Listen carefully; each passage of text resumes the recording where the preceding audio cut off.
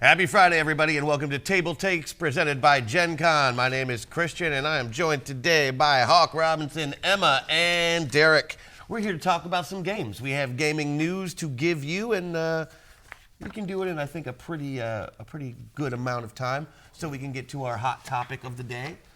We brought in Hawke for that very reason. Topic? Our Hawke topic. Hawke topic. Hawke topic. Do we need to rename this section and call it Hawke Topic?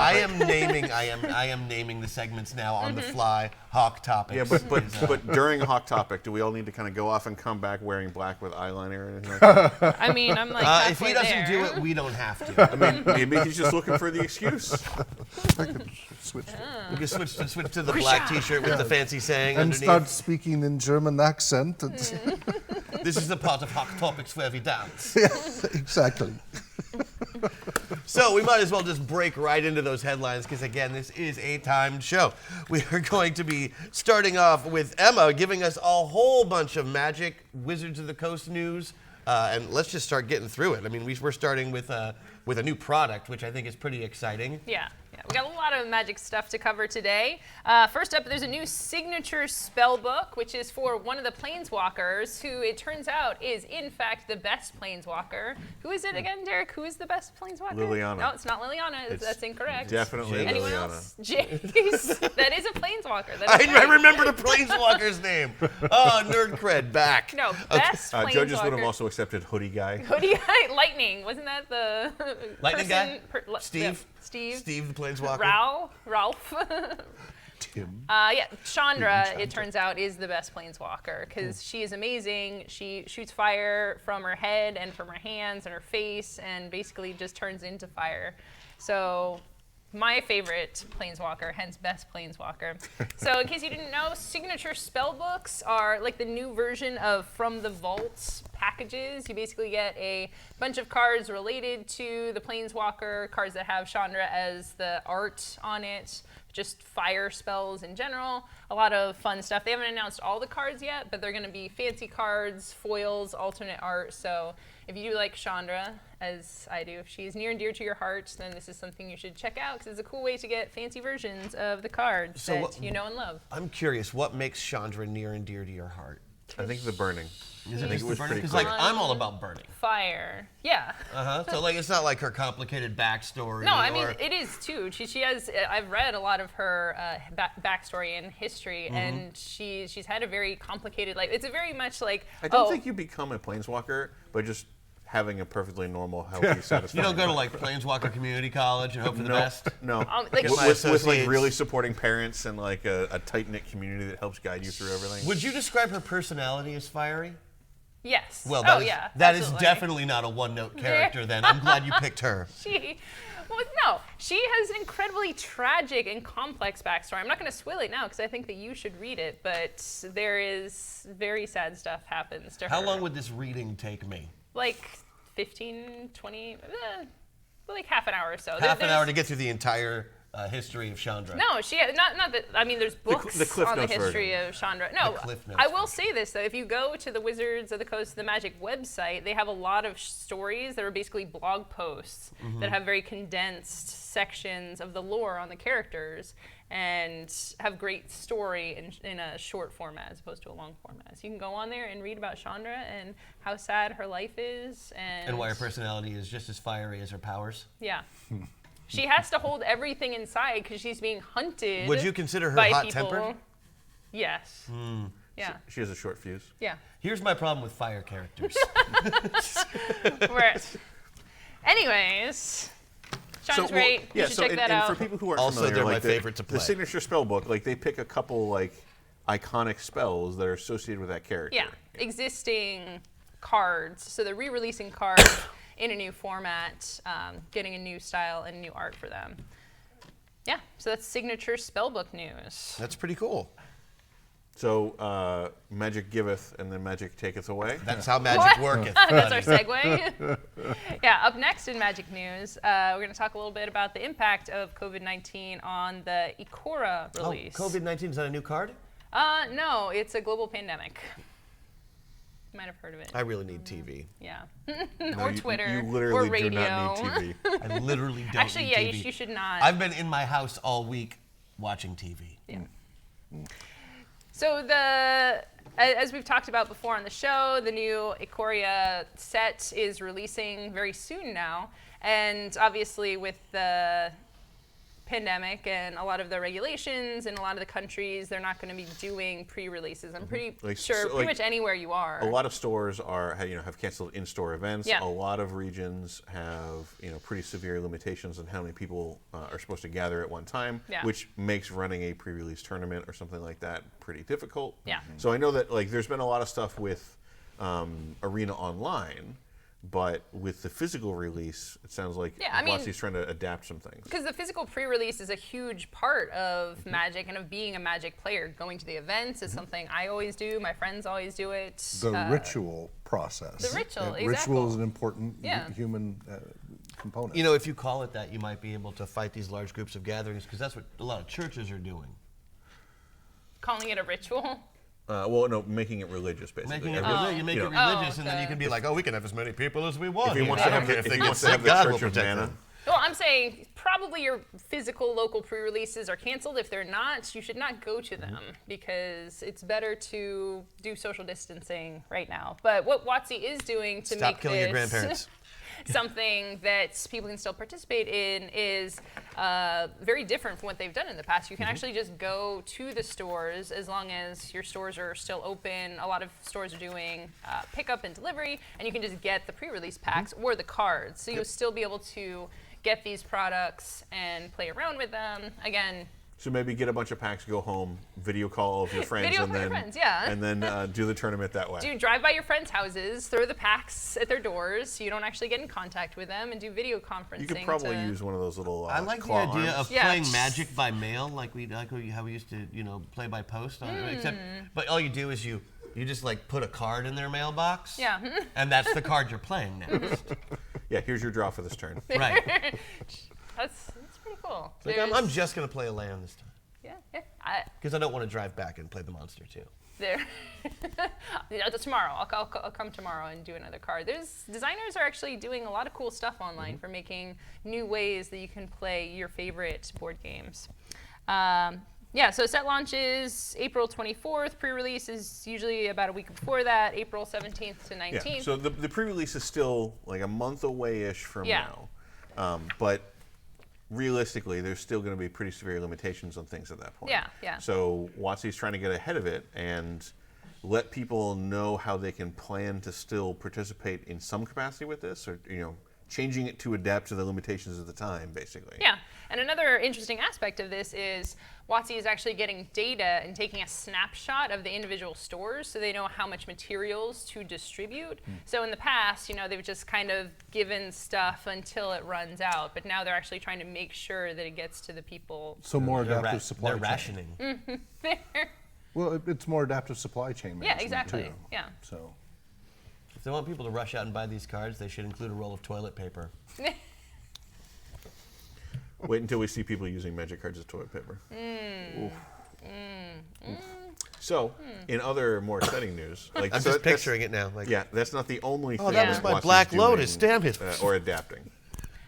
So WotC's actually canceling the Wizards Play Network Qualifiers. So they are also looking ahead to future events, and in addition to pre-release, which is a big thing, having in-person Magic events.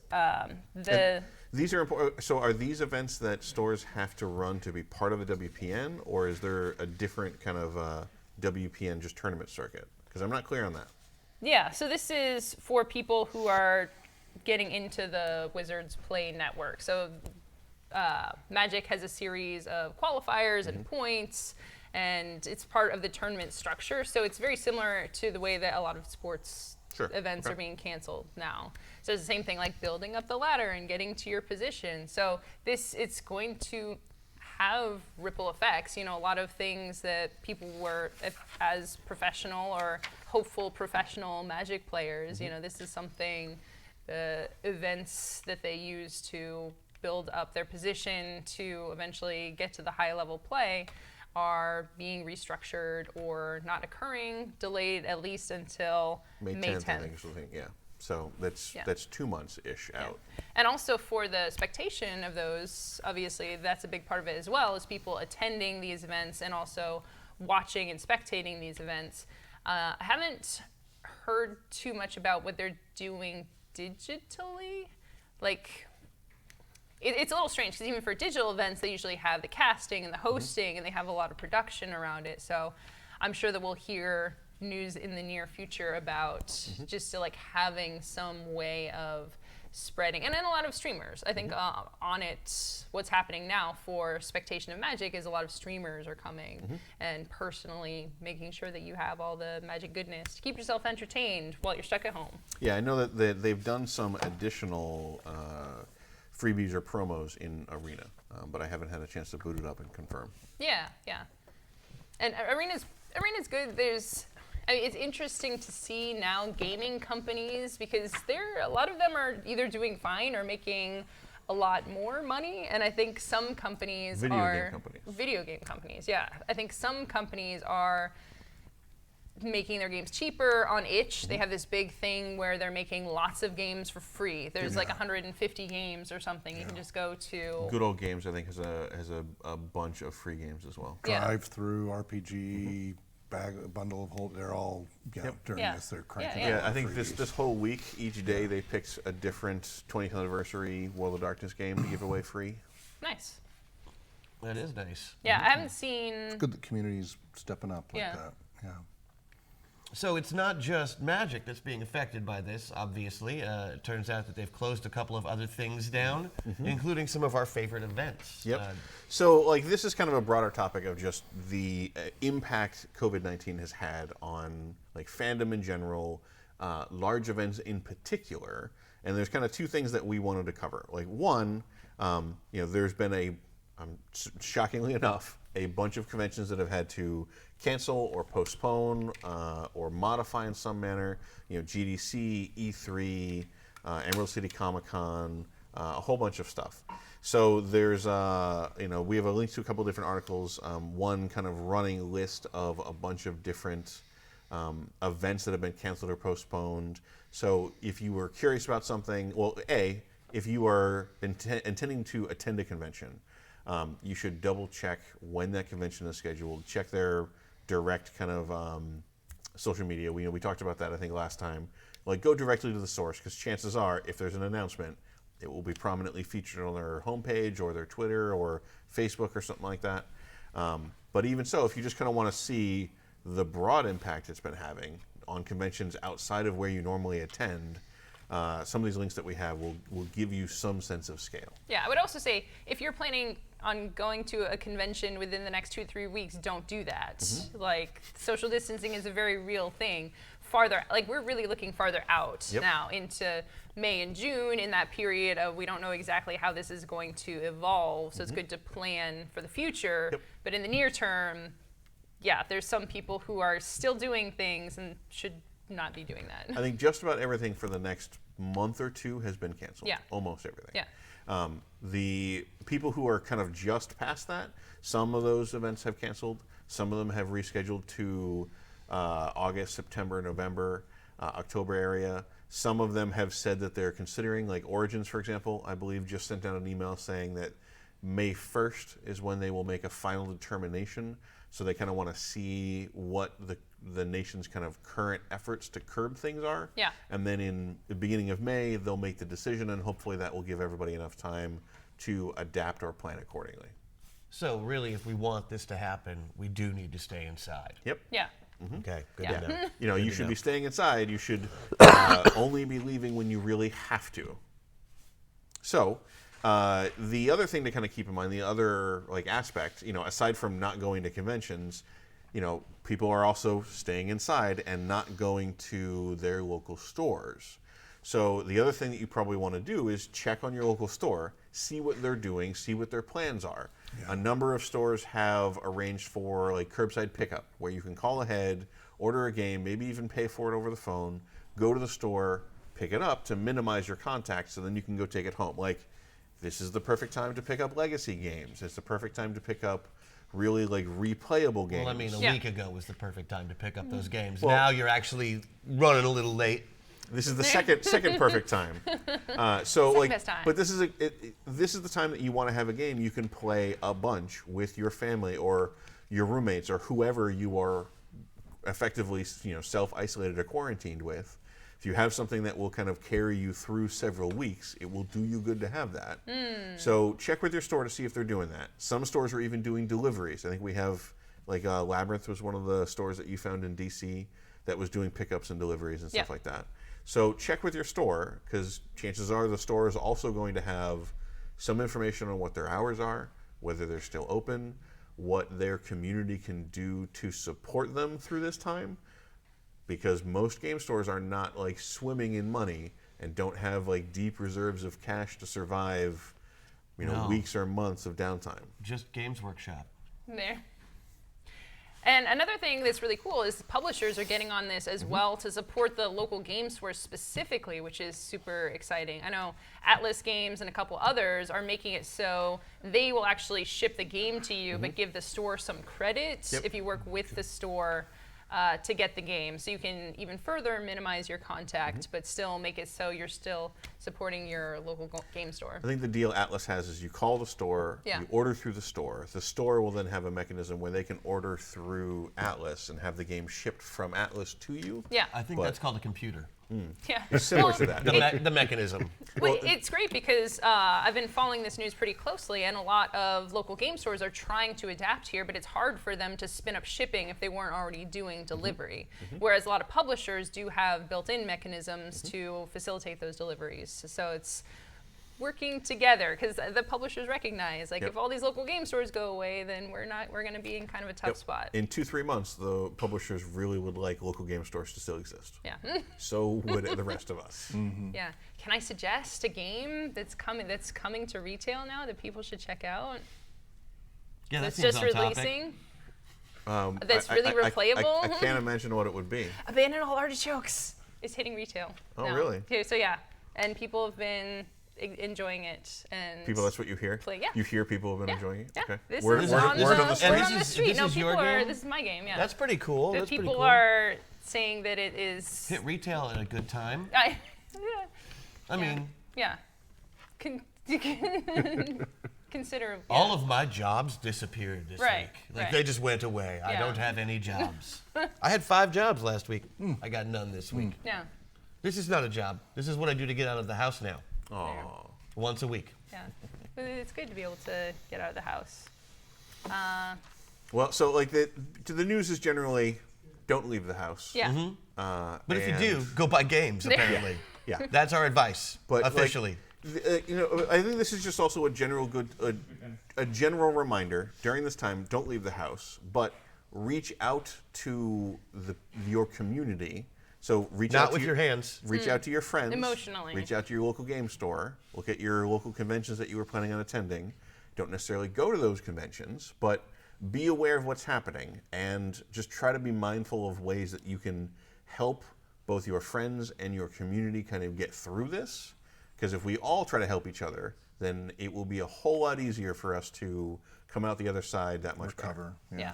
Well, some of us who are really bored with being inside are super into watching streamers do their thing, especially scrambling to come up with stuff they didn't think they were going to stream on the fly. That's pretty fun for me to watch.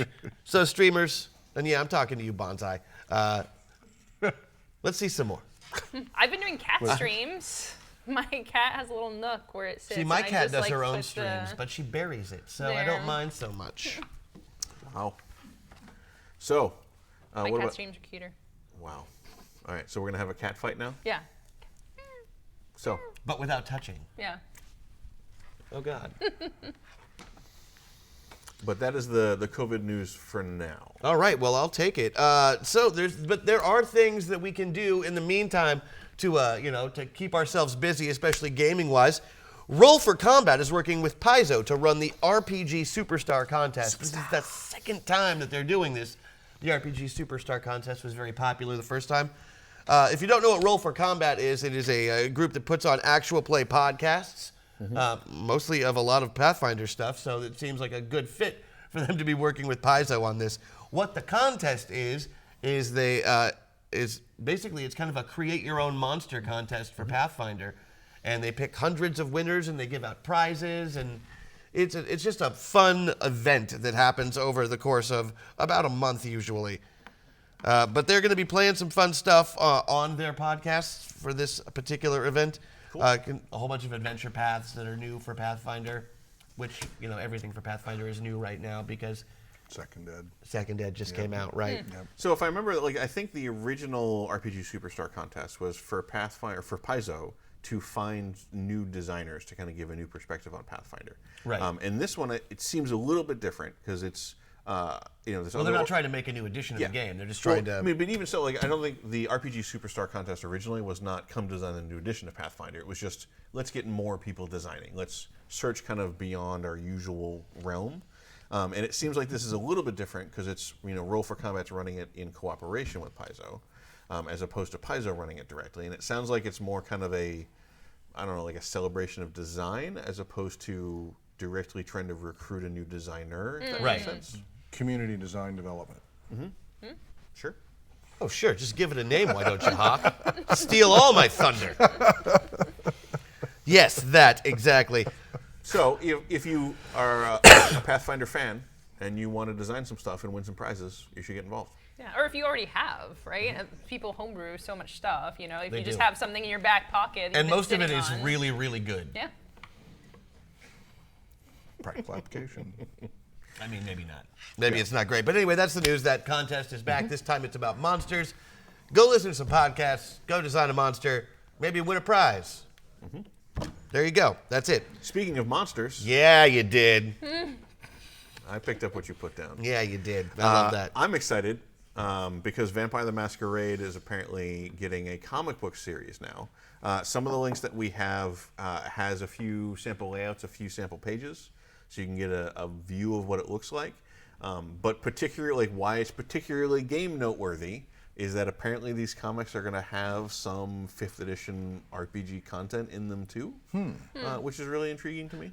Maybe they stat block all the characters. Maybe Just in the frames. Stat blocks that'd be neat. But I think what would be more interesting would be specific tips or tools on how to adapt the events of the comic book into adventures or scenes for your campaign. Because I think that's what 5th edition needs most right now.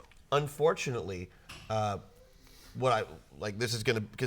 this comic book, I don't know anything about it, right? I don't know what the story is, but I learned how to name characters, for my RPGs in the 90s. Yep. And Oh yeah. they're all vampire characters specifically all have ridiculous names. I still name my characters the same way I would a vampire character, just so they can have a ridiculous name. For example? Judas Paradigm. Ooh, that's an amazing So- name. I love that. So there's an amusing story here of when my wife had to go through immigration because she was a German citizen living in Ireland. So when she got married, she came over. We had to be interviewed. We had an interviewee, an immigration agent, who I think had a relative who played role-playing games, but they didn't. So they knew what role-playing games were. They knew that we had met through gaming conventions, but I don't think they quite got it. It's because one of the first questions we got in our in-person interview was, so what's their character like?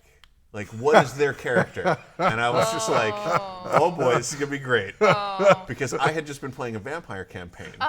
And Nellie was just like, and This is adorable. yeah, and so the ICE agent or the immigration agent was like, so what's the character's name? What's his character's name? And she was like, Lucius? And I was like, close, it's Martin. She was so mad at me because we're playing a vampire game and I gave my character the most normal name. I just looked up what is the most common name in England in the 1200s. Great, I'll just go with that name. Yeah, I don't know what Phil's character's name is. My name is John Tyler. Yeah, well, Also, this is the scene from You're not a Proposal, vampire. right? Where they're... the idea where it's what is their one character? Yeah. Anyway, so many. yeah. So yes, there are definitely two ways. Killing me, Marcus. Two ways of naming characters. There's the ridiculous, and then there's this extremely mundane. But in any event, the comic book apparently is going to be the story of, I think it's in the Twin Cities. So it's Minneapolis, St. Paul. Say the name. Cecily Bain. Yep, very comic booky. So apparently that's a character who's like an enforcer, like a sheriff or something like that in the vampire She's there town. just to stake vampires when they're bad. Okay. Yep. So I'm interested in this kind of crossover of RPG and comic book content. I certainly hope it'll do great. I do too. I think that would be great. Everything's great. This whole world is great. Speaking of great, You know what I wish I could do? Play board games all by myself. oh, I thought you were going to say fly away. There. That too. Not that I will go anywhere near an airport right now, but yeah. I meant But with, if you like, were a wings. bird, you could fly away. If I was a bird, I could do a lot of things. Yeah. Like be in this game that's coming to Nintendo Switch. What? Wingspan. I thought that they are pushing back Animal Crossing. There. Well, no, Animal Crossing is here. Like it is really here right now. But we're not talking about that. It has crossed. You get no DLC. We are talking about Wingspan. You might have heard of this game. Yes, I'm familiar with it. Yeah. We've Some talked people about it on the have show heard about it. several times. This game by Elizabeth Hargrave, super popular, blowing up. Still, people are trying to get it in retail because it's been so popular. They've just been printing copies and sending them out into the world because everyone loves this game. It's an amazing game, and now it's coming to Switch, which is amazing because we talked months ago about games that were coming to Switch. I brought in the Switch and demonstrated Carcassonne, which is on there. That's And very cool. There's been some more board games coming to the Switch, but it hasn't been a huge number. So the fact that Wingspan is on there is news. it's Yeah, also so nice what you're that saying it's- is that now we can get the best board game of last year on the worst console ever. On the best consoles, which is I amazing. would look. I am a constant Nintendo hater, and even I would not say The that Switch is really the good. worst. The There. Switch is really good. Even I would. I But not. I owned the Yeah. Wii and the Wii U before it, and I feel like a sucker both times. I still remain Nintendo pure. I will not buy Nintendo until they know what the internet is. Oh, they're figuring it out. You can tweet. They've been very helpful in I've sent healthcare tweets facilities, from my though. Switch. They have friend codes. They have friend codes. Come on. So I'm not saying they haven't Wingspan. done good for the community. I'm just saying their product is dumb. Yeah, it's not. It's going to be a little bit, so it's not out yet. So don't get too excited about running home and playing But it. soon, But very it's coming soon. very soon. It says spring 2020. And what's super exciting about this is it's up to 5 players, local for now, online potentially in the future. Hope so. But the most important part, it has the inclusion of animated birds with recordings of real bird song. Which, to be honest, is really the least they could do. Yeah, but this is everything. I've seen some animations. I think they had some marketing ones of the animated the cards a little bit, and it was so great. And now it's going to be a real thing with the birds just. Yeah, well, I mean, making like their noises I and- love the portable digital adaptations of stuff. Like Yeah. my wife and I, like every time we go to a restaurant, we sit down and she has already booted up Pandemic and handed it to me for me to run my turn. That's That's also available on adorable. Xbox Game Pass right now for free. Oh, nice. Yeah. Well, Oh, that's yeah. right, because it was delayed. So, So yeah, this is definitely something to look forward to, a bright spot in the darkness, and I will definitely be picking it up. And you should put it on your wish list too. I don't know if it's wish listable yet. I didn't check that, but if it is, you should add it. All right. Well, now this year we've actually issued the first Rick Loomis Service Award. Yeah. And you were going to tell us a little bit about that because the recipient is the very first recipient because it's the first time they've given the award. Yeah. Because we only just lost Rick last year, I think. Right, believe so. right. So it's one of those situations where tragedy strikes and kind of taking that and seeing like what kind of goodness you can grow how you can from. honor somebody, Yeah, too. how you can honor somebody's memory. See so Kobe the Bryant Foundation. Game Manufacturers Association, or GAMA, created this Rick Loomis Service Award. They just had their event last week before everything got shut down forever. So Avonelle Wing, the first winner of this very first award, was able to get the award. Avonelle is an amazing community supporter and has just been a force for good within the community, doing a lot of the double exposure community things. So Derek, you had mentioned that they run the events. there's Metatopia, Yeah. Dreamation, Yeah. double exposure, which Avonelle is kind of a big part of. Yeah. I think one of the two principles of. They run a number of like large playtest focused conventions where they want to get designers to come bring games that are in process, really get people to play them, and they spend a lot of time trying to connect the right players with the right designers. Yeah, yeah, and this is a huge, like, they work really hard to help a lot of designers I know for the Gen Con events in particular. That was the first time that they did playtest events, and being able to connect people like that, they're really working hard to get new designers into the fold, to make it easy. A lot of people are coming to this and they have no idea what to do, so Avonelle has really ushered in new eras of board game designers. Also a creator, activist, LARPite. I love that's a term. I'm gonna use that now. I wanna make a LARP just so that I can be a LARPite. There you go. Community organizer. And Why does it sound like a political group? the No, I'm a member of the LARP right. It was like LARP Different kind of design. right. Like, you can just be a LARP designer, but you're like a playwright. Because all the Second Amendment stuff is all about foam. Yep. Yeah, so helping disadvantaged and underrepresented game creators and consumers have a louder voice in the community. What more could you ask for? So I think that Avonelle Wing was an excellent choice for this award. Yeah, well, so congratulations to her. Yeah. Yeah. I mean, I'm happy to see the Rick Loomis Award being presented. I'm happy that she received it. And I'm glad that she's getting recognition for all the work she's doing. Yeah. Right. Is there a cash prize that goes with that? I don't think so. That's too bad. That's I too mean, bad. it is the gaming industry. Cash is king. So I like these people need the money. They're game designers. Yep. Yeah. That's real. So that's it for headlines. We are done. Now we are on to our main topic of the day. And Hawke Robinson is here once again, our resident expert on all things inclusive. Thank you. Yep. So we're going to have a little bit of a heavier discussion today. Originally, it was going to be about the One Ring role-playing game and neurodiversity and how it's such an ideal platform for addressing a lot of considerations for neurodiverse populations. We're still going to include a little bit of that, but we're not going to go as deep into why the One Ring role-playing game is so ideal for that population. What we're going to talk about first of all, I've been working with senior adults since 1979. I've been involved with healthcare since 1990. I'm a recreation and music therapist, and then as you know, I'm founder of RPGResearch and RPG Therapeutics. And the topic we're going to talk about is some of the consequences of social isolation on physical and mental health for the most at-risk populations. But the good news is we're going to talk about solutions as well. We're not going to just go doom, doom, doom, and there's nothing you can do. We're going to lay down a foundation of knowledge so people have a realistic grasp of what needs to be considered, and then what everybody can do to help mitigate the situation. So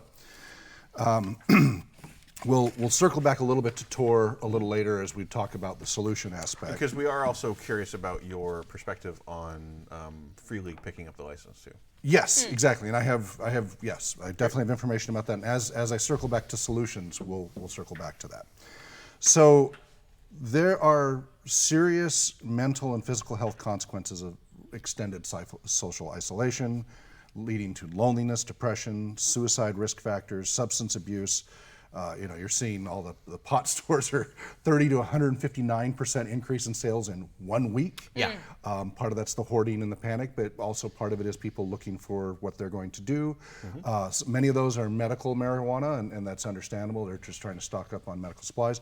But it's also a leading indicator of those who are not necessarily balancing substance use in their lives, and they're turning to this during social isolation, which has huge ramifications. And of course, the other physical, social, and mental health consequences of prolonged, any ongoing crisis. You look at post 9/11 and things like that. There's serious things that need to be addressed, and people need to be aware of it. Right now, everybody's mostly focused on the virus transmission and such, but the longer that remains in place, the more this serious is going to be. But we can mitigate that early on if people start becoming aware of this and start doing things now. So it's important to make a distinction between that aloneness is not synonymous with loneliness. But for those who have what's known as unhealthy explanatory styles, this can become a serious health risk. So when I talk about explanatory styles, it's how people explain what happens in the world to themselves, etc. So you have stable versus unstable.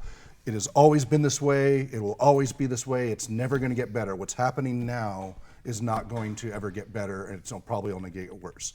That's a negative, stable, explanatory perspective, as opposed to the unstable perspective, not to the extreme, because either of these can be taken to extreme, of things come and go. Crises happen. This too will pass. There's all kinds of different challenges that come up in life. This is a new one for a lot of people, but this too will adapt to eventually. That's a more adaptive style. Global versus local. No matter what I do, I can't make anything better. There's nothing I can do. I'm helpless. All of these can feed into learned helplessness. And then internal and external locus of control. An internal locus of control is I have control of everything. External is it's the fates, it's a deity, it's written, there's nothing you can do about it. Either extreme is an unhealthy explanatory style. Balancing somewhere in between where you take personal responsibility and that you realize you do have control over certain things, yourself and your immediate environment. You can do something about that. You can't do anything about all these other things. No, just to stop a moment, you're saying explanatory style. Yeah. Like that. The self-talk that you do to say why things happen. So some people will have a perspective that this is the end of the world and we're done and it's all, there's no future. And that internal negative talk is really unhealthy, as opposed to a more adaptive style, which is, okay, this is a crisis, we need to take it seriously, adapt accordingly, but we will adapt and this too will pass to some degree or another because that's just existence. So we haven't had a comet destroy the planet yet, so we still have a chance. For those who... Is there a comet coming? For those who grew up basically inoculated against learned helplessness, so people who were given messages that, that they had a more secure attachment to their caregivers as opposed to insecure or I won't go down that road too much, but basically they've been raised in a life situation that was fairly stable and reliable and they had a good healthy bond with their caregivers. They're more inoculated against this helpless internal talk. But there's a lot of people who don't have that, a lot of at-risk youth and teens, and so there are methods to build that, but doing it during a crisis situation is not the best time to do it. In that case, if you know somebody who is not inoculated that way, the best solution is to engage in regular and frequent cooperative social activities. Now, with the current social distancing, that means trying to do it remotely. So let's talk about how serious this is if you don't address this issue. So for people who are still working, for every group of membership, I got my notes mixed up here, but basically for every group that you fall out of, there's a 10% drop in quality of life scores and such. When you say group that you fall out of. So let's say you engage in 1 or 2 or 3 groups a week, social groups, that you hang out either after work or on Saturdays, your gaming group, your poker group, your knitting group, whatever it is, some sort of social activity. For each group that you drop during this period, on average, people who are still working, right, so they still have a reason to get up each day and do work, so they're lower risk. Just losing one group a week is a 10% drop in quality of life, which is significant.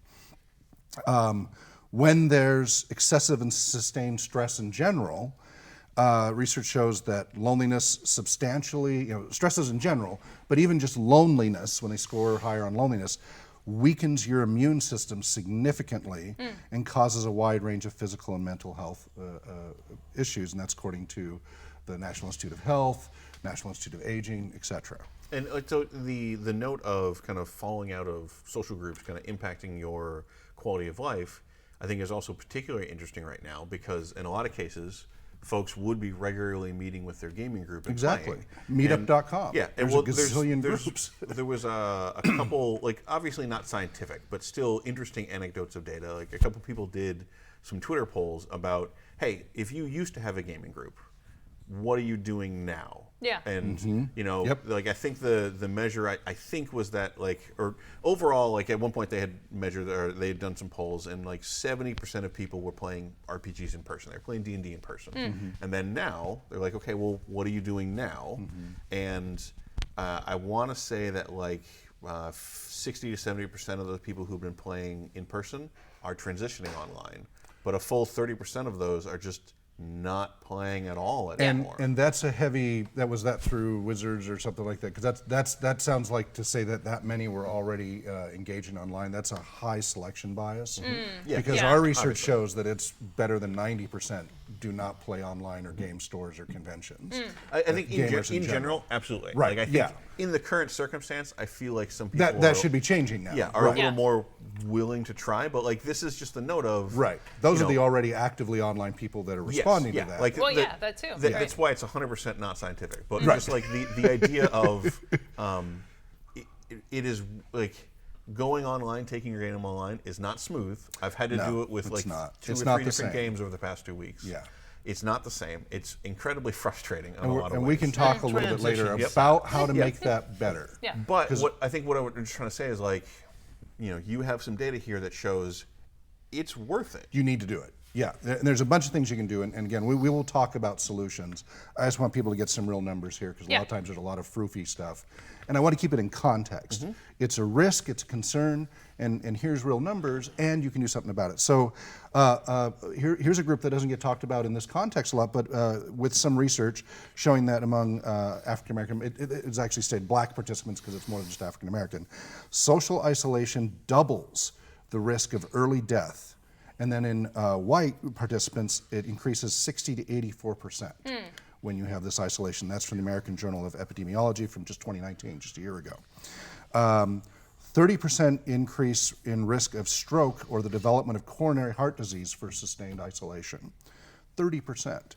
Yikes. Yeah, so it's really... I think nerds in particular like to joke about how we're introverts and how this is the perfect time for us. But I think the interesting thing the important thing to remember is that you might not like socializing with a ton of people or socializing with some. Yeah, you don't want to go to a party and just hang out with a bunch of people, Right. even if you do know them. Yeah. But even the most introverted among us, like my wife, has, you know, she really wants to spend time with at least me.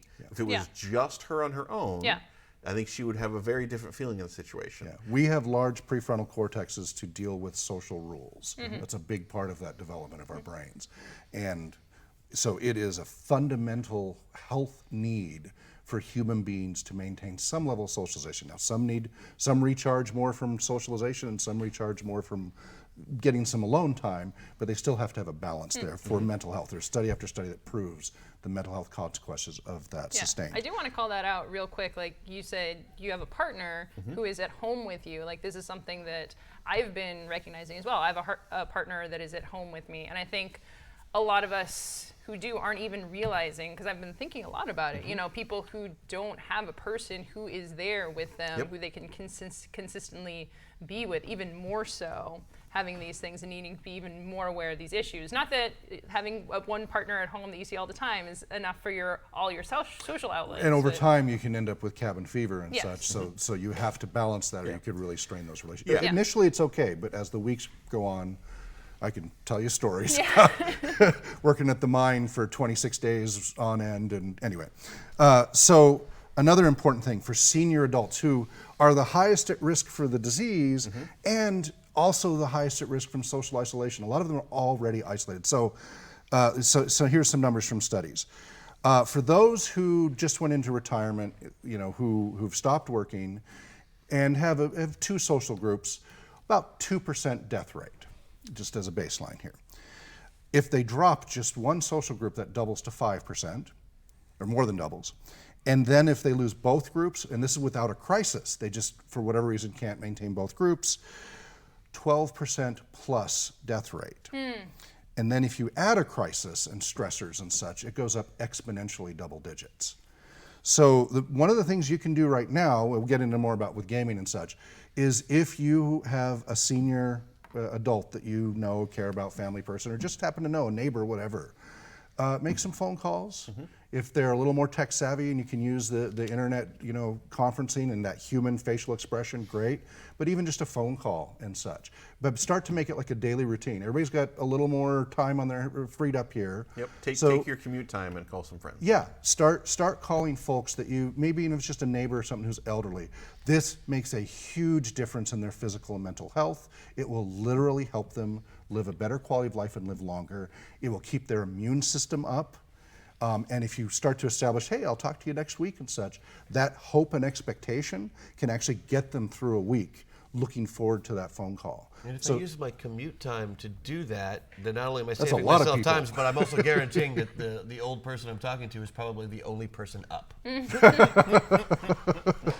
And this actually will help you as well because you're going to be reaching out and socially engaging, and that's going to Yep. help your system as well. So we have, as RPGResearch and RPG Therapeutics, I've been online since 1979. So I have University of Utah, ARPA, DARPANet before it was the internet and before the web, etc. I love that it was called ARPA, ARPA-DARPANet. Well, it changed from DARPA to ARPA. I just like that you Defense call it Agency ARPA-DARPANet. Yeah, I love that. It sounds like the smartest internet that ever was. ARPA-DARPANet. So anyway, we've been, like on the RPGResearch side, we run a lot of community programs at community centers, schools, and libraries. Those have all now been shut down. These populations were the most at-risk populations that we were working with that needed these social activities to keep them out of criminal behavior, substance abuse, suicidal thoughts and ideations, really rough stuff. And then for the seniors, just that they have a reason to get up each day, et cetera. And we can't deliver these programs because of what's going on. So fortunately, we've been doing online forever, for decades, with our gaming activities and training and socializing that way. I was running role-playing games in 1996 on See You, See Me with my own white pine reflector, if anybody remembers that from the 90s. And, and it was a little 160 by 160 DPI video chat room, but it worked. Not as well, but better than nothing. So we've got a call out to all of our volunteers. We hit number 121 on our volunteer count last week across 5 continents. And I'm calling out to all the Game Master ones to say, will you please volunteer 1 day a week to just run a game. We won't be as strict about all the training and everything else we've been doing with all the other community programs. It's online. If you go to rpgresearch.com, we've got a big button there that says play now. We've got the events that are getting added to by all our volunteers, and free ticket. You just reserve a ticket, and then you'll get a username and password. You can join over the web. Now, the thing is, you need a broadband connection or a smartphone with broadband. And so, unfortunately, some of these populations are still going to be excluded. But we are working with Spark Central and others to try to make arrangements for them those who specifically were in the programs already, to try to get them some access somehow. So we're working on that. We need to get the word out more to get more help to do that. If you are interested in helping as a game master, I was going to ask that. Yeah, we've got a volunteer sign-up form we've always had on our website to hurry and join as a volunteer. We'll fast-track your training and get you... sort of context on that. Like, Yeah. let's say somebody wants to volunteer. Yes. How experienced do they need to be as a GM? At this point, a year or so, we're going to lower the bar significantly. We're going to have. I and others will be supervising the rooms whenever possible. So we'll kind of be there to go, hey, by the way. So people who have a little bit of experience, maybe Yes. like a year or more. Yes. So not somebody who just jumped in now. No, they're welcome to join as a volunteer and go through our training, but they're not going to be ready to do this. And when you say effectively. fast track, like let's say that I sign up today. Yeah, I will sit down with you personally, or one of my other senior trained volunteers have been training for years. I've been gaming since '77. I've been doing these programs for decades. I will give you some quick. We have a code of conduct that lays out how to behave in these online games, and we will go over that, and we'll give some quick pointers. We'll do some quick meta role play of the process, and then I'll supervise the room so that. But it sounds like the kind of training that you want to give is maybe a couple hours at most before they're kind of Well, and I'll be ready able to make a help out the judgment call community. at that point too, if they're ready. If they're not, then we'll say we still are doing all of our trainings are still continuing 3 days a week. Sundays, Mondays, and Saturdays, we're still continuing our training.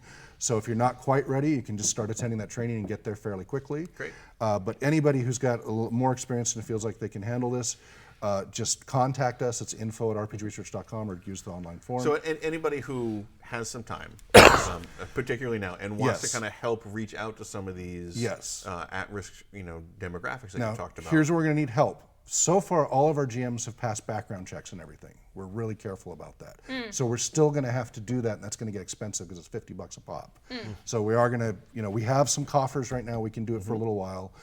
We'll need to get those donations up if we want to do it faster. But let's get people coming in. Well, and then the other side is if you're a player, just go to the website. There's a big red button that says sign here to play now, and pick the games that are getting listed where it's whatever GMs are comfortable with. We got D&D 5th Edition, Adventures of Middle-earth, the One Ring role-playing game, Basic Fantasy, Doctor Who, Star Wars, whole wide range getting But that also sounds like that provides another way for people to help. For folks who are not GMs, who are not comfortable running a game, and maybe they don't feel like they need to sign up for a game, but they still want to help.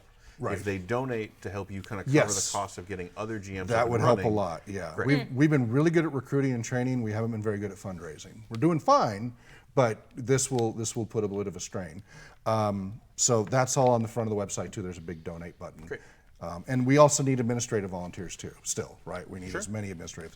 So, but really importantly, if you are struggling with loneliness, remember we talked about aloneness is not loneliness, but if you're noticing you're really feeling lonely, you're having those negative thoughts and such, just even if you don't worry about GMing, just come and play. Yeah. And we're trying to have multiple games per day that you can pick from, and these are free and open. We limit it to 5 players per session so it doesn't get too crowded. To reduce the barrier to entry, it's very simple. You as a player don't need a whole lot, and we're not requiring you like to have a Roll20 or any Fantasy Grounds or any of these requirements because those create barriers to entry for large populations. It's too much complexity. Sure. So if you already have it, great. We have some GMs who are experienced with that, and maybe you can do that. But in general, you just need to have on your end the ability to receive video and audio and to send audio and a broadband connection. We are self-hosting this on our own servers. It is secure, encrypted. It's not in the cloud. So you're not only secure, you're private. These sessions will not be broadcast like our normal training sessions and such. So you're going to have that privacy as well in doing these sessions and everything. Great. One thing you had mentioned there, if you're starting to see the signs of loneliness, I think it's really important to point out a lot of people who maybe haven't looked for these signs, who haven't suffered depression or other issues before, might not even know what those signs look like. So just like if you find yourself sleeping in more, if you're just staring at your phone for hours, if you even just kind of don't know what happened with the past few hours because you're like just losing chunks of time, like you might not feel sad. I think that's an important part of it. Right, Of you'll have to do a little bit of self-reflection and ask those around you too. Yeah. That's very important. So let's see, we got that. I've also been trying to reach out to some of our representatives and senators. So far I haven't had any response back. They're already overloaded as it is, but hopefully I've left messages. Seems to be a lot going on right now. Yeah, there is. I've left messages. Hopefully they'll get back to me. Let's see. So why don't we solution? Yes. Why don't we kind of wrap up the topic so that we can tackle our Kickstarter quickly before we finish? Okay. So I think we might have to come back to the One Ring and stuff like that. I'm and about to say neurodiversity the same thing. Yeah. As a Just for a time. Again, as another separate topic, which seems to be our perpetual operating process as you come on. Well, there's so much information. It's There so is. good. There is. So, like, is there anything else that you want to say now, particularly about self-isolation and what people can do to deal with it or help the rest of their community through it? Right. So even if you don't use our platform and such, just creating these online social community connections, setting up something once or twice a week will help you and help others inoculate them through this prolonged period of crisis. Don't overdo it. Keep it balanced. There is going to be a temptation for some to do this every day, 8 hours a day, and you're going to burn out. So moderate that. While we need to do social distancing, you don't need to lock yourself in the house. The seniors and stuff have to be more careful, but there's even the CDC and others are saying, hey, if the weather's nice, you need to get out of the Go house. for a walk. Just Yeah. stay away from other people. Exactly. Even with shelter in place, you are allowed to have outdoor exercise. Get in your backyard, walk around, whatever. Do Even that. in prison, you're allowed to have I outdoor think exercise. I think chat was actually talking about they've seen more people walking their dogs around their neighborhood Yeah. than ever before. I think people are discovering what neighborhood they live in now. Vitamin D. My dog's never been happy about all of the walks he's been getting. Vitamin D triggered from sunlight, from hitting our eyes and our skin such, and being out in that sunlight for a minimum of 15 minutes a day makes a huge difference in your immune system and in your mood. So make sure you do that a minimum 15 minutes. Of course, you don't want to sunburn and such, for some people more sensitive, but that's kind of the minimum recommended to get that. So, and just go ahead now, use the phone. Yeah. Use the internet, talk to people and Fine, connect. yeah. Yep. Make it a Learn habit, how to a use the daily phone. habit As to much talk as to we hate the somebody. phone. Yeah. And this will really help you What get the through hell is this. the phone? It's the thing that your little box does. This Where will voices come out of it. pass. Yeah. Yeah, to some degree. Life may be forever changed as things like this tend to do, but the crisis state of this will subside over time. How long that is, nobody knows. But if you inoculate yourself this way, you're going to have a much better outcome, and we all collectively have a better outcome. So socialize through these methods. It's really The other thing that I would say too is that like we're all tabletop gamers. You may decide that trying to take your D&D game online isn't going to work for you. It's not the experience that you want. That doesn't mean you can't still interact with your friends online. Yeah. So like, Exactly. my wife, when she lived in Ireland, we played Borderlands and Minecraft together. Exactly. And we just hung out in those two. Yep. And Neverwinter Nights, Yeah, so- Enhanced Edition is cheap. It's on every platform now, and it's a very cooperative. It can be a very cooperative game, easily accessible. We use it in therapeutic treatment and such. Yep. Great game, and so these are what you can do from your phone, etc. Yeah. And like honestly, I think in a lot of cases, if you're one of those people who hates talking on the phone, partly because you don't know what the hell to talk Well, having about. activities. Yeah. So if you That's the key. play a game, Yeah. whether or not it's a tabletop game, Yep. it's something that you can still talk about and give you Exactly. some topic. You're I have still a great, socializing. I'm community organizing. We're still pulling our Seattle area tabletop designers together to do digital events now. I have some data for that. So for our physical events, we'll get anywhere from 20 to 30 people every single week. Now we did our first digital one and we got 7 or 8 people. So we're definitely seeing like at least a 50% drop off there.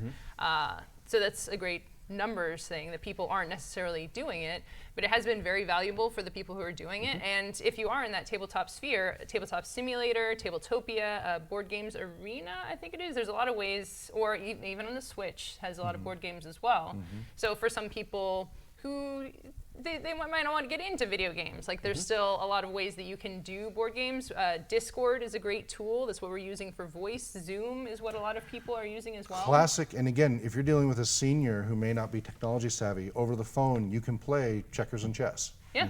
Right? That has been Just done mooch- for yeah. centuries through postal mail and telegraphs and such. You can do it over the phone too. Yeah. And that way it's a technology that they're going to be comfortable with. And I you would, can engage. if you have the option for some video contact, that can be very powerful. Yeah, as if you have the well. option, the think- facial expression is helpful. Yeah. But again, a lot of seniors, that's going to be a challenge. Yeah, and one of the important things is to just recognize that it's going to feel weird and awkward. Like you were saying with the games, people are saying, "Oh, I don't want to do D&D online because it feels awkward." It is going to feel awkward. It's still not the same. important. Yeah, It's not the same. It might not be the same, but it's but still it's better than nothing. worth it to Yeah. try it and to just get over that hump. And as the organizer, find out different ways that you can make things more comfortable. And I have tons of research on ways to make your role-playing games when played remotely have a better chance of flow state and immersion and enjoyment. So on that note, like we Yeah. talked about it a little before, like we definitely want to try to schedule some time with you Yeah.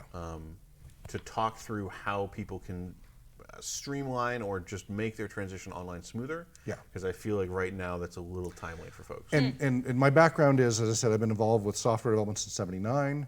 I was online since '79. One of my companies, DevToDev Portal, I have implemented virtual office and workplace, VPNs, conferencing, chat rooms, community building for decades. And so that just happens to have tied in now with all of this. It's come full circle from my tech background. So I have a lot of experience and have helped companies, individuals. There was a trend back in the 2008-2014 period by HP and Yahoo and others to kill all the virtual worker programs because they wanted people more to be physically there. They wanted more touchy-feely. And that had huge ramifications in competitiveness and talent pools. So unfortunately, a lot of companies in the last 10 years were ramping down their virtual work thing. Yeah. Well, we're going to see a trend in the other direction here because that reality has sunk in. So I feel there like are right ways and wrong ways to do this to keep the human connection. I feel like we never managed to cross off our to-do list with Hawke. We always add something to it, and now we've added 2 things to it. So we'll see if we can ever kind of finally get inbox 0 with you visiting. I was ready that, to, it might not before come back. this, I had Torah I'm sure something will Neurodiversity come ready up. to go. I'm sure that we can come up with something. All right. Time-wise, that's about all we got for the topic today, I'm afraid, guys. Yep. Thanks, Hawke, Yep. for so You much bet. for coming Thank in. you. As always, we Thank always you. learn so much and then need to know more and then don't have enough time to actually learn more. That's We'll see. it's becoming a pattern, and I enjoy it in a certain a little bit. So we're gonna move on to our Kickstarter queen, who has some Kickstarters for us today. Kickstarter queen. We do. Kickstarter queen. But as I am a kind and gracious queen, Emma's actually going to start this one. Yes. Oh. I'm gonna kick it off. Let them eat cake. Kickstart it off. I'm gonna kickstart it off with Pasión de las Pasiones. So let me do that again. Pasión de las Pasiones. We'll fix it in post, don't worry. With hours left, Juliana moves toward the curtained bed where Don Hugo Cuevas lies comatose, but a hand catches her elbow. The hand of the dashing Cruz Ruperto Santiago. Oh, Cruz, I can't get him out of my mind. Cruz. No, Cruz, I cannot. Not in front of Don Hugo. It would not be appropriate. So if that is appealing to you at all, then this role-playing game is going to be right up your alley. It's a tabletop role-playing game of deception, desire, and passion. It's a telenovela. It's a role-playing game that is a telenovela or a romance novel. You know, you can kind of play it however you want. I like how you look at me when you say that. Yeah, or a romance I'm a novel. huge That's romance definitely novel your buff. genre. So it's powered by the Apocalypse game, drawing on game techniques and mechanics from Apocalypse World, Monster Hearts, Masks, A New Generation, if any of that appeals to you. But really, if you just either love watching those telenovelas or you've always, like me, just in the back of your mind, I would go to the laundromat and see it on. It's like, I don't really know what's going on here, but something about it is just It's really so compelling. I don't know what's going on, but it's Yeah. extremely emotional. Yeah, it's emotional, it just sucks you in. And every scene is someone comes in the door and then someone like shoots someone or someone faints or someone comes back from the dead. Always exciting. Yeah. I can safely say that as a person who speaks no Spanish whatsoever, it's my favorite show. Yeah. So this is one I'm excited. I sent it to my role-playing group chat, and my DM instantly backed it. So hopefully this is one that I will be able to play in the future. But you should definitely check it out because it's a very unique game. And along with a lot of the zines that we did for Zine Quest last month, I think it's very much in that spirit of making a new style of role-playing game. And that has hours left. So if you want to check it out, you need to do so now. You'll have to give us a Pronto. report when your GM gets it and you play it. Oh my gosh, yeah. It's just like, and then Don Hugo was murdered. If I But could it's hear- okay, because they'll be back. I'm sorry, in 3 but like if we seasons. keep talking about Don Hugo, I'm not going to be able to stand up. There. We need- He's very dashing. I know. I'm picturing him in He's my got mind. those Also- smoldering eyes. and also that with strong hours He's like a left. young Antonio Sabato Jr., but with like an amazing mustache. That's how I'm picturing him, and a little bit of stubble. Yeah. No shirt. Wow, there's a lot of Don Hugo going on. So, also with hours left is Tallus. We I thought it was Tolis. I like Tallus. Tallus. Tell us, yeah. It's a gaming word, so there's no way to pronounce it correctly. Yeah. Also a murder weapon. Yes. Doesn't Bon- Monty still live in town? Can't we just ask him? Yeah. No. Okay. An essential component of RPGs is there is no authority. Yeah. So we had talked about this when it launched because it was noteworthy. We passed it around then. In case anybody is forgetting, this is the like 700-page Yeah. urban fantasy adventure thing. It has hours left. They It have is the legitimate murder weapon role-playing game. Boom. they have Bonsai supports. a 5th edition and a Cypher system adaptation they're making of this. The print version I think is like $150, but it is also 700 pages. So it really just boils down to, do you want an urban fantasy campaign that has a dungeon to delve into kind of like right there? Well, here you go. This is how you get that. Yeah. And you have a couple hours left to back in on that. I love that it's in one place. You have your whole dungeons that you delve through, and then you have the spire with the building looking over you. It's like, oh, there's the end boss. Like, there's the end game content up there. You know, if I just flew up there right now. You would get You would your ass die. murdered. So that has a couple hours left. Hop in. Stretch goals have given a bunch of new adventures and stuff like that. So if you're looking for the urban fantasy D&D fix, or you want more Cypher System stuff, It's two. Yeah, it's two systems. That's an interesting thing, And yeah. yes, I'll take both of those. okay. Well, then there you go. So back that. Up next, also with hours left, everything's coming down to the wire here. I Was a Teenage Creature RPG. That's not very nice. So this is a narrative-focused tabletop RPG. There's a lot of games that play in this space, right? Of teenagers, Bubblegum Monster Chew. Hearts. There's been a lot of games recently that cover this topic. What I like about this one in particular is that it focuses on the emotions. Emotions drive your actions and abilities, and even determine your successes you roll in different situations. I'm So detecting a theme between the other one you were excited about and this one you're excited about. that it's all about emotions? Yes. Yeah. Well, I think that's one of the funnest things, like connecting with people. Is there a werewolf named Don There- Hugo? Just tell me now. No, I mean, this I is think your there- game. I think there could be. There can be anything that you want.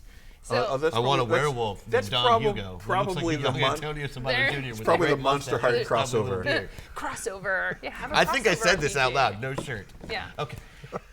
So in a game like this, I like delving emotionally and connecting. I play a lot of storytelling games, so it's something that's very comfortable for me. Some people like to focus a little bit more on mechanics, so this seems like a game that will support that.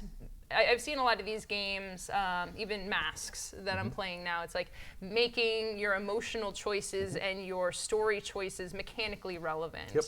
So that really helps for some people who like the crunchier parts of it. Makes them more comfortable with just telling an It's interesting been story. interesting that I think the Powered by the Apocalypse games seem to be really leaning, as a category, Yes. leaning a little bit more into emotional motivations for storytelling. Because there's the Veil, which is a cyberpunk RPG, where all of the moves and stances are all related to the emotional state you're in when you're doing them. Yeah. That sounds like what I Was a Teenage Creature is about. You know, Pasión de los Pasiones is clearly about emotions. Yeah. Monster Powered Hearts. by the Apocalypse also? Monster Hearts was also like one of the iconic, emotionally like gripping kind of stories.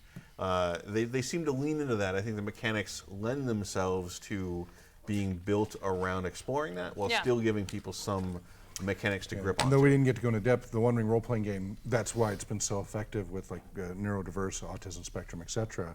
Because your emotional state affects your mechanical outcomes in the game system. Yeah, yeah. So when you are weary, when you are miserable, when something happens to your fellowship focus, etc. I like any game You don't with a function misery as well. mechanic. Yeah, you do not function as well, and so it emulates that Yeah, beautifully. for Masks, all the conditions are that you're angry or afraid or sad. Yeah, and this one, it's also just like a CW angsty teenage TV show. So if you want to role play that, you've got a few hours left to back I Was a Teenage Creature RPG. You know those CW kids can grow a good mustache. It's a curse. All right, I think our last hours left is Warcaster. And this, I think, is noteworthy because we had Privateer Press on just a couple weeks Plus, ago. it looks super neat. Yeah. So they came on the show a couple weeks ago, showed off some kind of preview minis, talked about the setting and stuff like that. So this is hours left. They were running a very short Kickstarter. We have the link to watch our segment of TableTakes where they went into some of that detail. I think the key takeaway is that the factions were basically order, freedom, and submit to the mechanical god, which clearly And shows which one you I care should way take. less about the factions as opposed to the mechanic where like you're putting your badass guys out there and then you're giving them extra juice. And Yep. that's just kind of neat. The respawn mechanic too. And I welcome our new robot overlords. Yeah, see? Good. I'm glad that you're right there with me. Friend computer will take care of us. Because I think it was what, Bonsai, you, and myself? Yeah. And then what, you were freedom, Bonsai was order? Yeah. And then I was clearly submit to the machine god? Right. Yeah. Clearly. Yeah, so we had a pretty good division of factions there.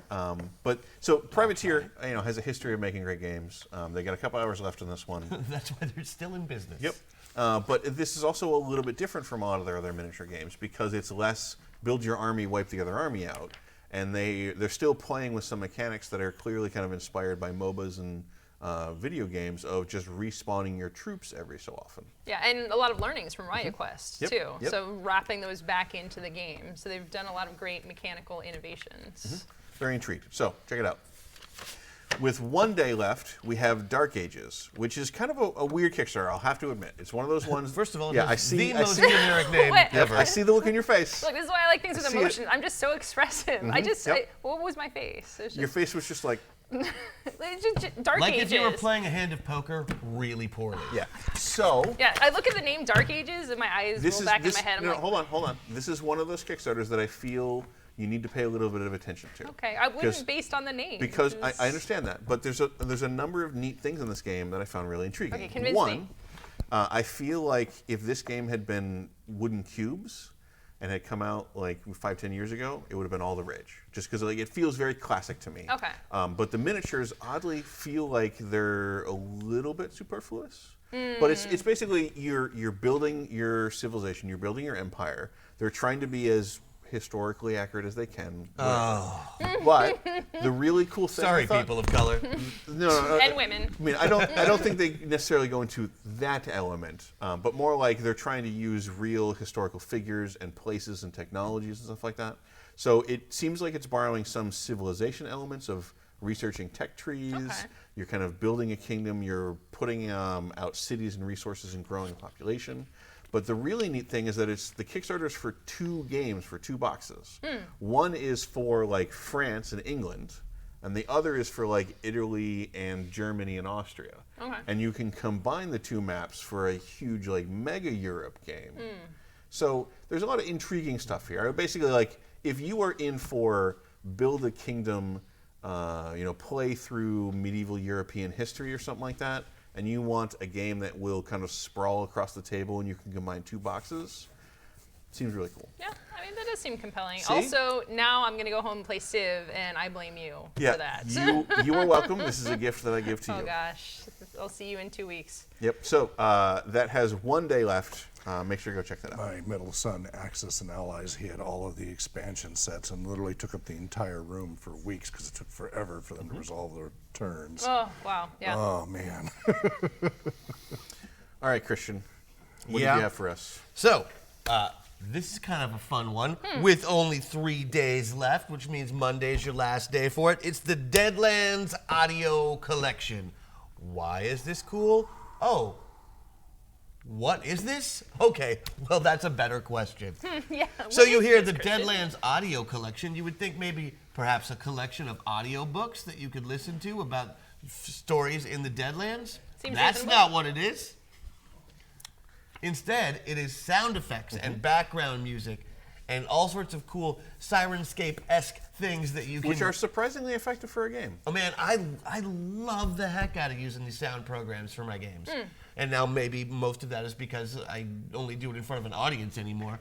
But it We really... often compose custom music or I do, for specific adventures and such. Like. But now Death if you're House and playing a Monrovia. Western game, Yeah. you don't have to do that because it's right here in the Deadlands Audio Collection. And good for immersion, too, right? Yep, Especially background Depends. music, background loops, music. Neurodiverse consideration there. Yeah. Can be really distracting for some populations, but yes, for most populations, it adds to the experience. Right. So, but only for some of the neurodiverse is it a problem. Yeah. So check with your group. But So check with your It group. can be a But lot of fun. if you are in a group that enjoys sound effects and music in your games playing in the background, the same way you would enjoy a score during a movie, this is a perfect collection, especially if you're playing anything that is Wild West or weird prairie related. Train robbery Yeah, I really in the hope that train distance. sound Yep. came through. Train That would be friend. perfect. Train friends. I imagine there's train sounds in the... Probably. There are train They're sounds, but better- if you have a studio next to train tracks like we do, and also my other studio, Yes, right next on to the on the tracks, train yeah. tracks. If there is not a train robbery theme song on here, I will be very disappointed. Of course there is. I'm just going to say it for them. Yes, there is. So it's the thing I forgot to discuss before stream, but Pinnacle is releasing the core rules for Deadlands for free. I just posted the link in chat. I think you can go grab the PDFs now. I don't know great. how long they'll be free. But Today, though, right? Today, yes. I don't get to go home until much later. You can click on it on your phone. Good. So there you go, the Deadlands audio collection, 3 days left. I think that, and there's also tension tracks in there, which are very important if you're doing loop sound. Being able to like, okay, something bad's about to happen. And somebody plays a fiddle really loud. It's fun to play with, if nothing else. Yeah. So with 4 days left, we have Super Show the Game, and this is, do you like, yep, there you go. You're in. So basically, that's what it boils down to. It's one of the more prominent wrestling card games. So if you like wrestling, it's like the wrestling card game. Yep. I mean, it gets a lot of. They have some really big events at Gen Con every year, which is why I wanted to highlight them here, because this is the first time I've seen them run a Kickstarter. I think they probably have in the past. It's the first time it's just kind of come up on my past radar. your eyes, right? Yeah. So if you like wrestling, and I know a lot of gamers do. Yeah. Weirdly. Also, can I just say, like, wrestling's been really weird the last week. Yeah, I was about to say. Because, they've canceled all sports. Yeah. But they're still doing wrestling in empty arenas. Which makes it almost like this really surreal theatrical thing. It's like you're watching them practice and then, like, practice their lines at each other also. It's really fun. Like, Do they have like cheer tracks? No. Like That is super surreal. Not only that, the camera still pans to the seats. Oh. Yeah. So Just empty seats. Yeah. When Stone So Cold was weird. on Raw on Monday, like he came back to say, he's like, if you want me to do this, give me a hell yeah, just the way he used to, and then it pans over to the empty seat. It's like they're totally making fun of it, and it's really funny. AEW is doing a thing where they actually have the other wrestlers just in the audience. Like the good guys are on one side of the ring, the bad guys are on the other side of the ring in the chairs, yelling at the wrestlers. Make him bleed. Yep. Well, so if you are feeling withdrawals from not having normal wrestling to watch, then maybe Super Show is going to allow you to play some of that at home. So that has 4 days left. Check it out. Also with 4 days left is Princess World, which is another Powered by the Apocalypse game, but I find it just adorable because it's apparently a young girl who went to her dad and was like, why don't I have a princess game I can play? And he was like, okay, what princesses should be in it? And she was like, the pretty one, the ninja one, the skateboard one. So Skateboard Princess is like a core so much class. like the Princess World that I created, except not in space. Okay. That I'm already interested in it. Another Powered by the Apocalypse system. Yep.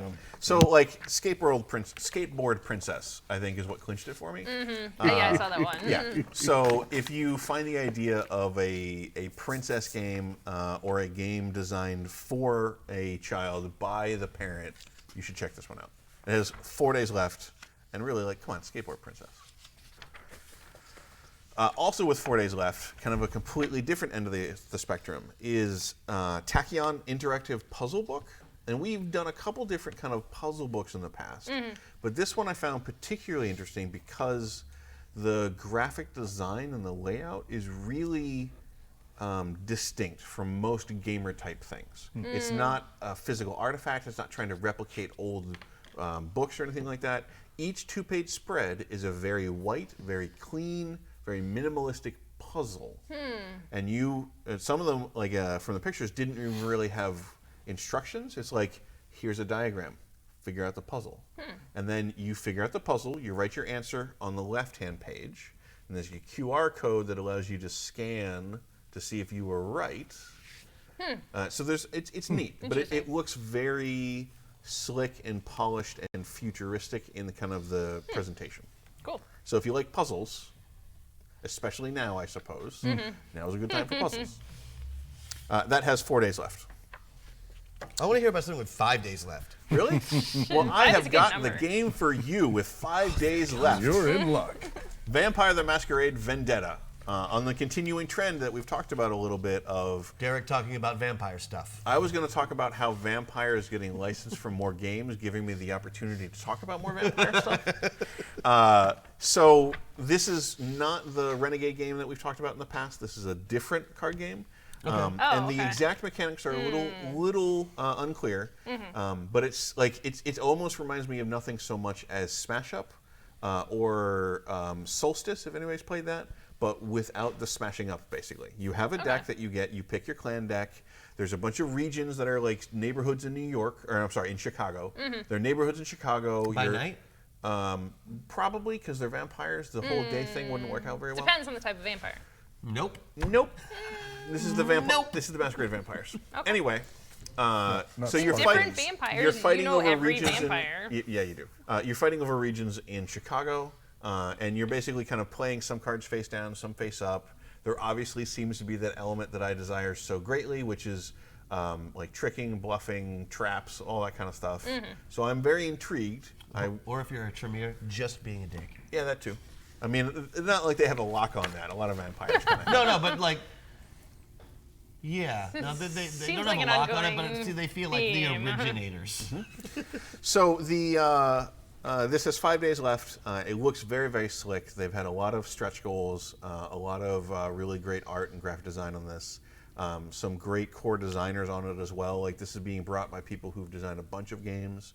So this is not a new designer by any means. So I'm really intrigued. If you like Vampire at all and you want another way to play around with it, 5 days. Up next is Chronicles of Crime, the Millennium series. Chronicles of Crime is a game that's been out for a year or two. Oh, it feels like it's been around forever. I feel the games evolve that way very quickly. I haven't got a chance to play the original yet, but what really attracted me to it, at first I saw the QR codes. I'm like, that looks a little bit quirky. I don't think I would be into that. But I've heard people playing, especially people who are not gamers or are less into the whole game thing of like the complexity and having to learn things. They say that it's super accessible and super engaging, super immersive. So people were able to pick up these types of games very quickly and easily. They're able to play with their friends who are not huge gamers. So all of that totally sells me on a game. Yeah, so this is one, it's a multimedia game. This Kickstarter actually has the option to add VR glasses of some sort. They had pictures of glasses. I'm not exactly I bet sure they're really good. technologically how that works, but there's the option. They have the QR codes. They have It's definitely pictures an with ambitious your game. with your laptop. Lots of I different. think they were supposed to have some ability for you to do the AR, to like you scan the QR code Yeah. to see what room you're in, and Yeah. then you move your phone around to find the clue in the room. So the AR, it's a game that mixes the digital and the tabletop aspects of it. So it looks like it's going to be really cool. There's 3 unique games in 3 different settings for Each this. 400 years apart. Yeah, so 1400s, you're a knight sworn to King Charlesam. 1900, young ambitious journalist. 2400, you're a former officer now solving crimes for those in need. So lots of different themes here. I need this crime solved. Who can do that? This former officer. Thank you, former officer. And this is a cooperative game of criminal investigation. So it's almost a little bit like the mystery games or escape box, like puzzle sort of a situation. Memory. No. Probably not that. Yeah. Searching for clues. So it's kind of thing that appeals Clue. to a broad Probably not audience. that either. Chronicles of Crime Millennium series has 6 days left, so check it out if you want to get a clue crime-solving game that you can play with your friends.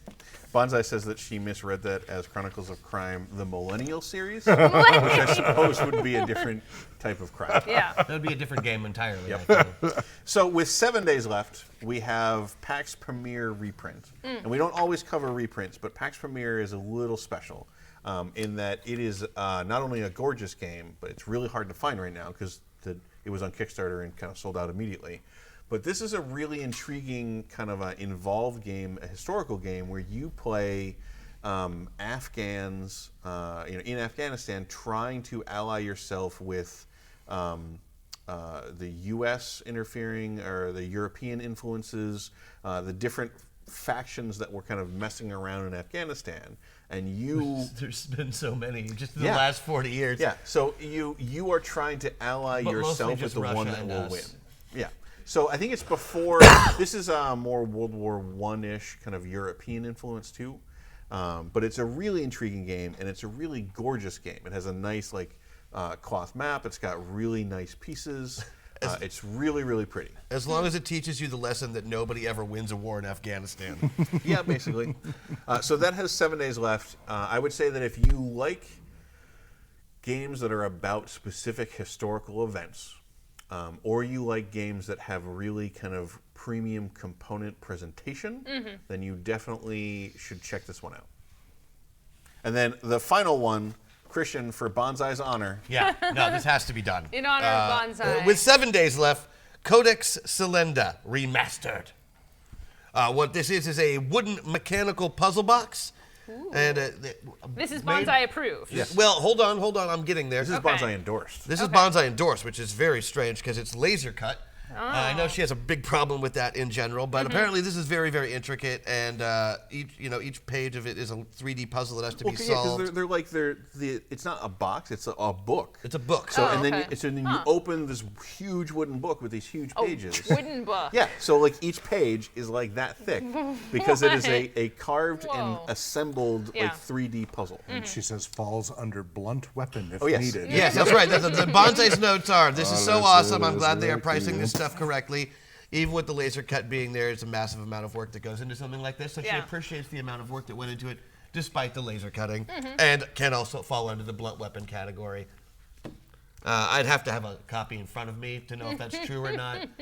Well, she makes an important point here. Like, Some of the these Tollus book Kickstarters could fall off are something kind and of kill you. underpriced, and like a lot of stuff on Etsy, things that people are physically making, and the number of hours it takes to produce those things is people sell it for like $50 or something. It's like that took 200 hours to make. So it is important that these creators are being appropriately paid for their work. So this is very much, if you like puzzle boxy kind of things and you like books, then guess what? There you It's a go. puzzle box.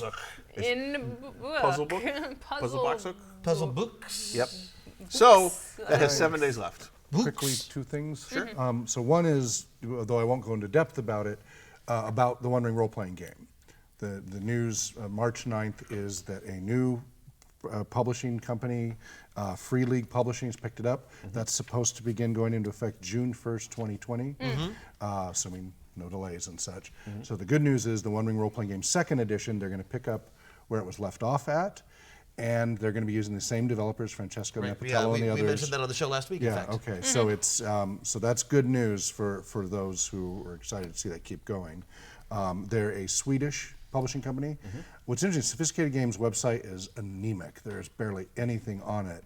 But Free League Publishers has quite a bit of interesting games they've been involved with. So That's great. and then the last thing is, if you know anybody who's socially isolated, lonely, especially seniors, I used to work as a nurse and nurse's aide and all of that. I can't tell you how, in general, how much seniors get left alone in the care facilities and how much it means to them when you call them. So please, please call, remote in, whatever, and make that human contact today. Right after we're done here, make some human contact, and you'll literally make lives better. Yeah. All right. That's good advice to go out on.